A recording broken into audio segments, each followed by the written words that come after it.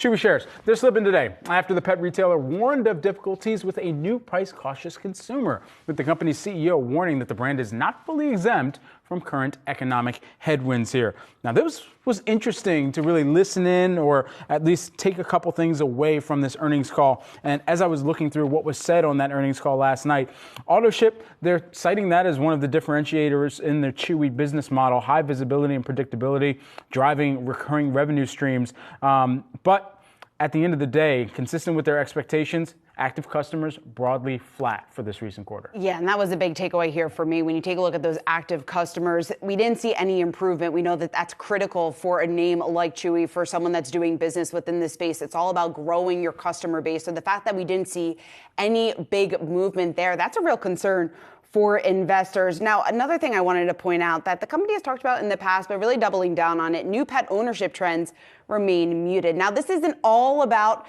getting new users. Obviously, you want to keep the users that you already have. But if you have people that aren't going out, that aren't adopting pets, clearly that could be a real challenge for your business, at least in the near term. Now, Chewy noting a more discerning consumer. It's hard to predict demand when you're in this type of environment. So certainly a similar trend, a similar theme to what we've heard from so many consumer-facing names over the last several weeks during this earnings season. They're faced with the fact that consumers are having to make a tough choice. They're having to figure out where to spend their money.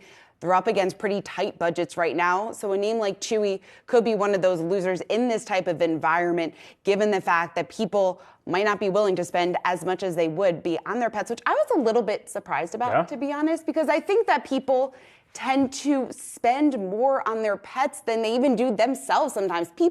I don't have a pet, so let me fully disclose that. But from what I've observed, people love to spend money on their pets. So I would have thought that this would have been a little bit more of a recession-proof type play. I mean, you love to see when your pet is happy. You get them a new toy, you get them, hopefully their favorite kind of food, cat food, dog food, fish food, who knows? I don't even know if Chewy caters to fish, but at the end of the day, what they're going to do is rely more on some of those households that are taking care of their fish or their cat or their dog. And that's going to reflect in what we saw in this most recent quarter, 15% increase in their net sales per active customers, but how are they growing out the base? And that is the broader issue. That comes back to the trends that you were mentioning and the number of people that are either adopting or purchasing, perhaps from somewhere out in Lancaster, going to Amish country and saying, hey, do you have an English Springer Spaniel, like my family did growing up?